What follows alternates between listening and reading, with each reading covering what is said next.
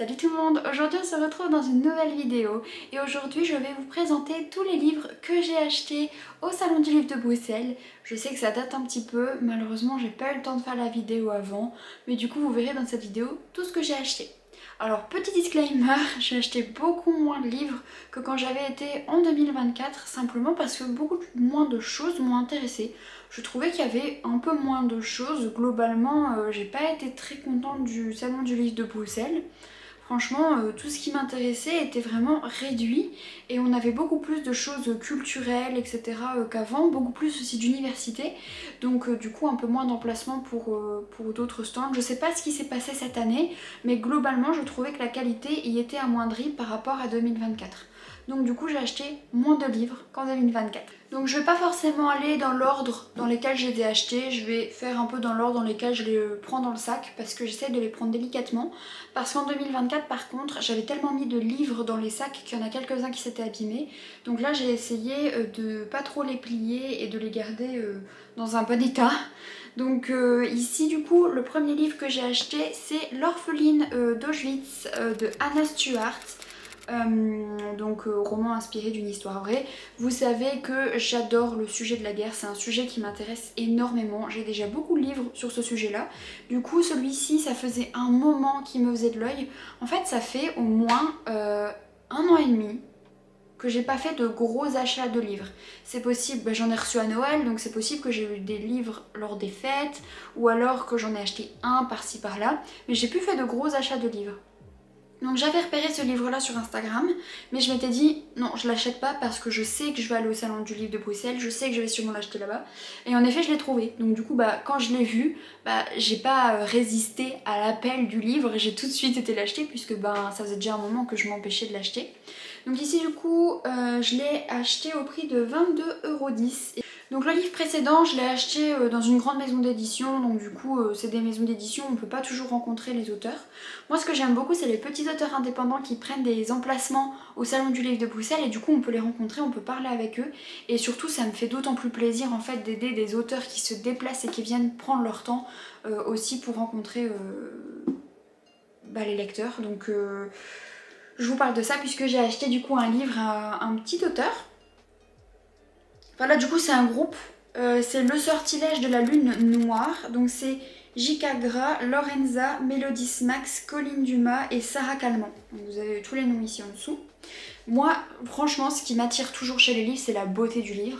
Là on a une couverture rigide, alors je suis pas fan des livres à couverture rigide, non pas que je sois en discrimination de ces livres là, mais en fait je sais pas, à chaque fois que j'ai lu des livres avec une couverture rigide, je n'ai pas aimé l'histoire. Donc je suis un peu traumate du coup des livres à couverture rigide, mais là il me donnait vraiment envie. Donc déjà la couverture en elle-même est trop belle, mais en plus vous avez un jaspage. Et vous savez mon amour pour les jaspages, je kiffe les jaspages. Je trouve ça incroyable, c'est trop beau. Et du coup c'est à la maison d'édition le Harron d'argent. Franchement fais un effort Elise. Le Héron d'argent. Et j'ai déjà acheté des livres dans cette maison d'édition là qui m'ont plu. Donc franchement trop bien. Ça parle de sorcières. Donc globalement, je vais pas vous faire un gros résumé ici, parce que je vous en fais déjà lorsque je vous donne mon avis sur les livres. Mais globalement ça parle de sorcières, hein. Je pense que le sortilège de la lune noire, enfin vous l'avez bien compris. Et du coup j'ai pu rencontrer l'auteur, je sais pas si elle a mis un marque-page dedans. Et du coup, voilà, elle l'a signé. Voilà, donc ça c'est toujours sympa du coup de voir les auteurs ainsi ils peuvent signer. Je regarde un petit peu la beauté du livre aussi en lui-même parce que j'avais pas encore pris le temps de le regarder. J'ai pas encore pris le temps de regarder le livre parce que je voulais d'abord vous faire la vidéo. Il est plutôt joli hein. Et ensuite au même stand c'était également son livre à elle. Donc du coup c'est J.K. Gras que j'ai rencontré. Et là du coup c'est l'héritage de Lilith. Pareil, ce livre est une pure beauté, s'il vous plaît. C'est quoi cette couverture incroyable? Par contre, je vais me méfier de la dorure. Là, je pense que ce sera pas le cas parce que ça m'a l'air imprégné dans la couverture. Mais je sais qu'il y a beaucoup de filles, enfin de lecteurs lecteurs, lectrices, qui ont eu des problèmes avec les dorures des livres, notamment sur Le vent souffle sur Little Balmoral. Ce livre-ci, donc Le vent souffle sur Little Balmoral, je ne l'ai pas encore lu, il est dans ma bibliothèque. Je sais qu'il y a beaucoup de lecteurs qui ont le problème des dorures et qui d'ailleurs conseillaient de mettre des gants ou de faire quelque chose quand on le lit, de mettre peut-être sur un coussin de lecture ou peu importe, mais du coup de pas trop toucher les dorures parce que les dorures s'enlèvent. Donc du coup maintenant je fais attention avec tous les livres où il y a des dorures. Du coup à mon avis ce sera pas le cas sur celui-ci parce que ça a l'air vraiment bien imprégné dedans. Ça a pas l'air déposé comme sur l'autre livre Le vent souffle sur Little Balmoral. Mais franchement il est incroyable, je le trouve trop beau. Vraiment ça c'est le type d'esthétique que j'aime trop. Halloween, les sorcières et tout. Je suis en amour pour ce sujet. Du coup, ça parle toujours de sorcières, Lilith. Je vais enlever ça pour pouvoir vous montrer le jaspage qui est très beau aussi. Beaucoup plus ceux du marbre. Enfin, c'est une imitation marbre. Donc beaucoup plus discret, mais il est très beau aussi. Couverture rigide. Et l'arrière du livre est comme ceci. Donc voilà. C'est un livre que j'ai payé 24,90 €. Et du coup, je vais... Ah, elle l'a tamponné, moi j'ai le même. Elle a mis un... Donc déjà elle me l'a signé. Voilà. Et je pense pas que vous allez voir, mais... En gros il y a marqué dédicace, certifié, JK Gras. Il y a une certification en fait. Mais vous allez pas voir. Il a l'air beau, hein. Il est beau. J'aime bien l'intérieur, il est vraiment joli. Il est incroyable.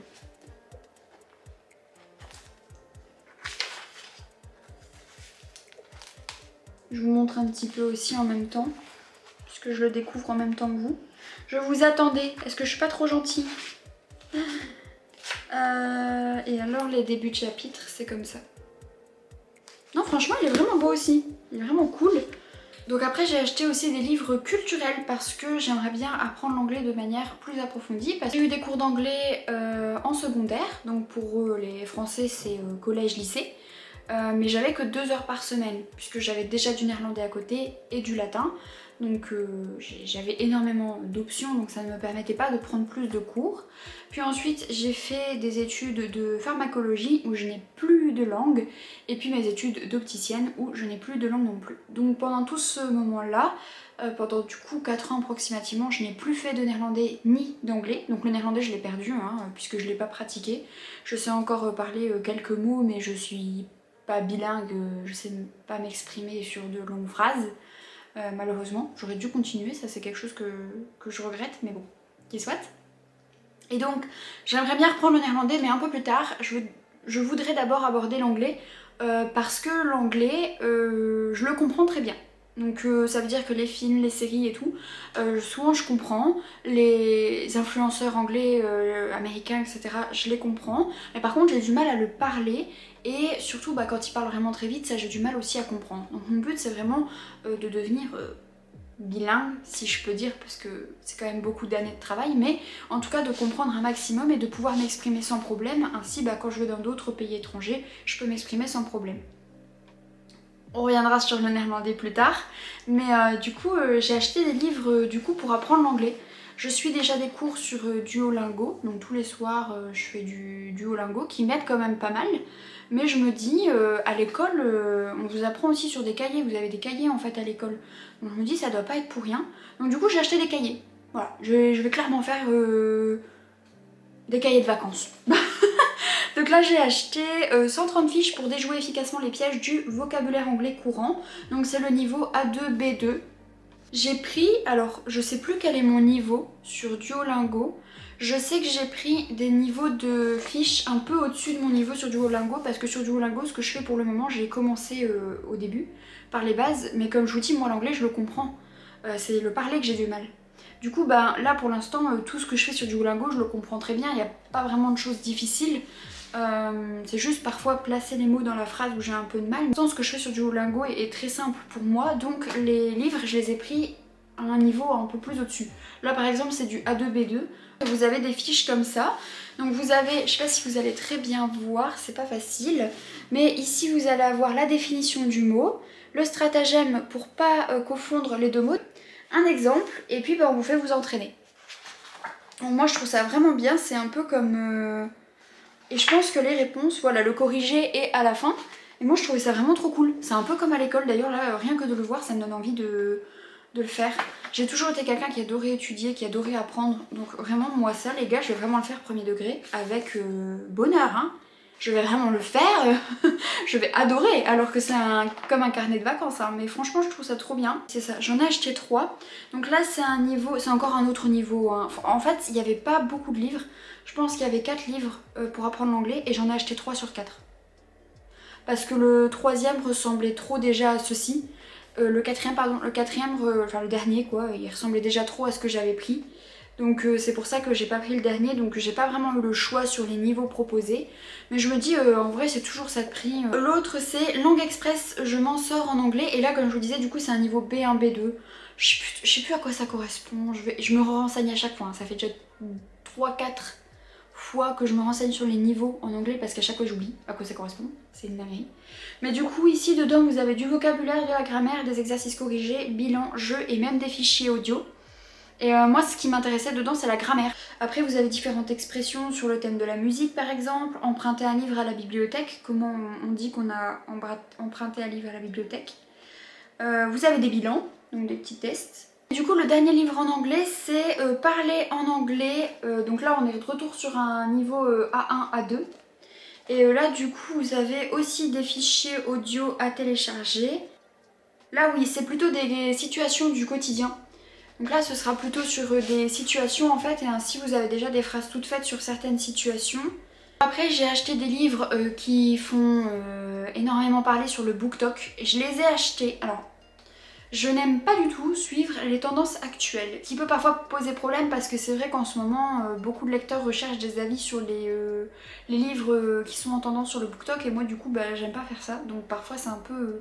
je suis un petit peu en retard sur les tendances parce que ben, du coup j'aime pas lire les livres qui sont en tendance en ce moment. Pareil quand les séries sortent, j'aime pas les regarder tout de suite. Je suis toujours un peu en décalage donc j'ai enfin acheté la psy de Freda McFadden.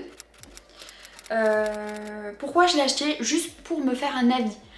Parce que je n'ai regardé aucune vidéo d'avis sur ce livre, La Psy. J'en ai juste entendu beaucoup de bien.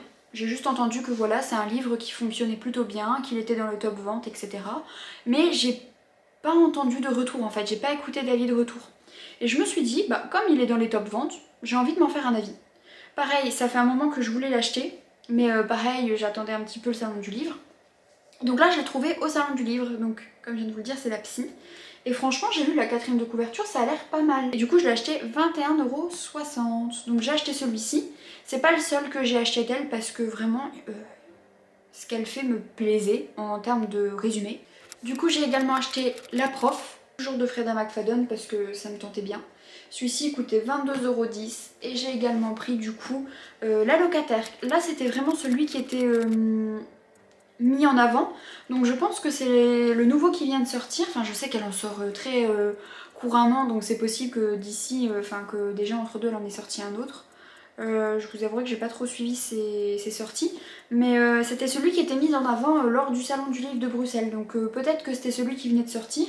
Donc du coup j'ai pris La Locataire, voilà. Les couvertures donnent très envie. Et celui-ci était également 22,10 €, mais c'est vrai que ces livres donnent plutôt envie. Et la police d'écriture est vachement bien. Elle est pas trop petite.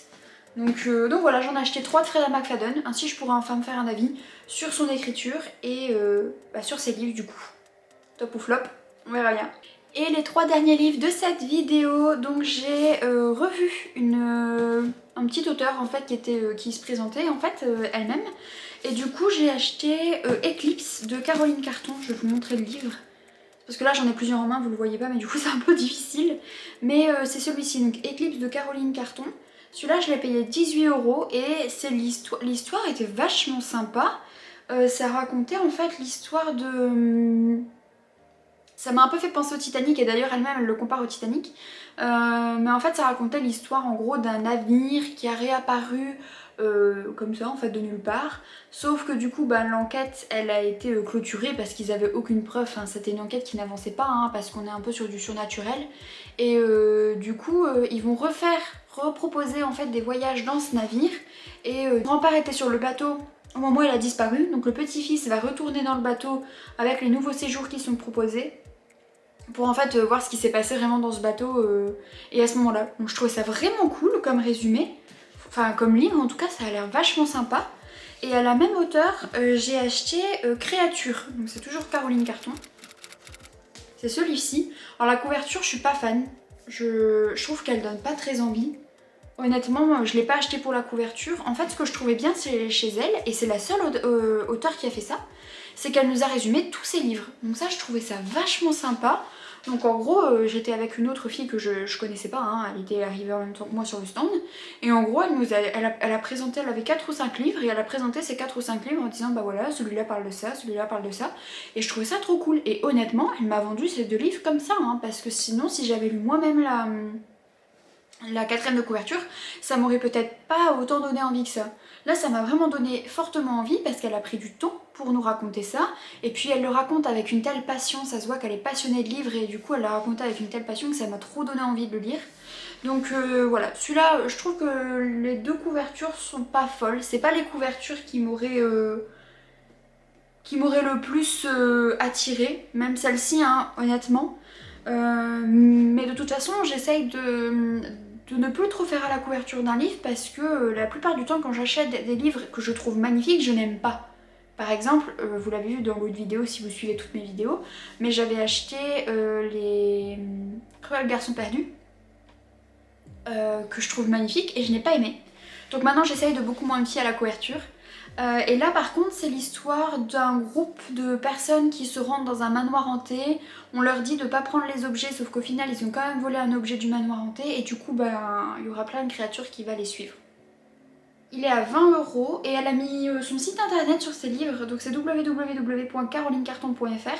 Si jamais vous voulez aller faire un tour pour aller voir les livres qu'elle propose, franchement elle est vachement cool, j'ai vraiment bien aimé sa rencontre. Et en plus elle est vraiment très gentille. Je pense qu'elle me les a signés aussi. Ouais, c'est ça. Elle me les a signés aussi. J'ai demandé une signature non nominative, donc il n'y a pas mon prénom, mais c'est pas de sa faute, c'est de la mienne, hein, c'est parce que j'ai pas voulu. Donc voilà. La police d'écriture est sympa aussi. Bon, le livre à l'intérieur est plutôt classique, hein, mais la police est sympa. Et du coup, elle m'a offert aussi... je me penche beaucoup parce que je les dépose tous là. Et du coup, elle m'a offert un petit marque-page. Mais en fait, c'est tout bête, hein, parce que c'est un marque-page en papier, quoi, enfin en carton.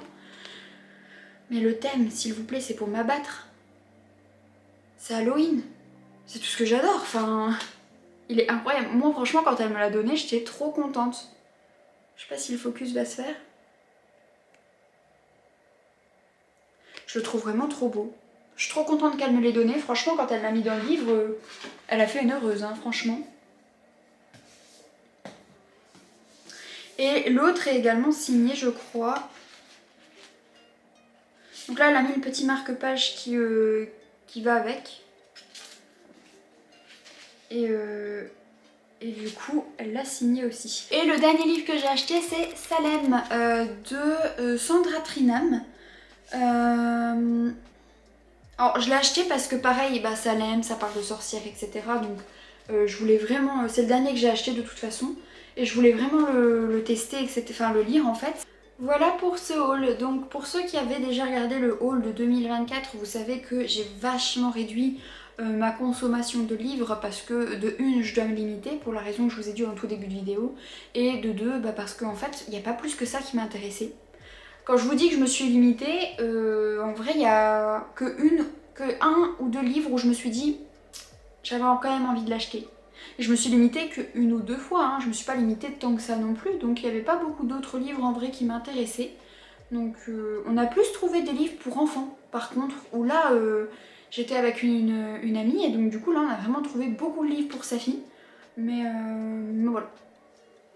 J'espère que cette vidéo vous aura plu, n'hésitez pas à mettre en commentaire si vous connaissez un de ces livres et pourquoi pas me donner déjà du coup votre avis sur les livres de Freida McFadden parce que je sais qu'il y en a beaucoup qui les ont lus, donc peut-être que parmi vous il y en a qui ont lu du coup les livres de Freida McFadden. N'hésitez pas à me donner vos avis dans les commentaires, moi ça m'intéresse de fou.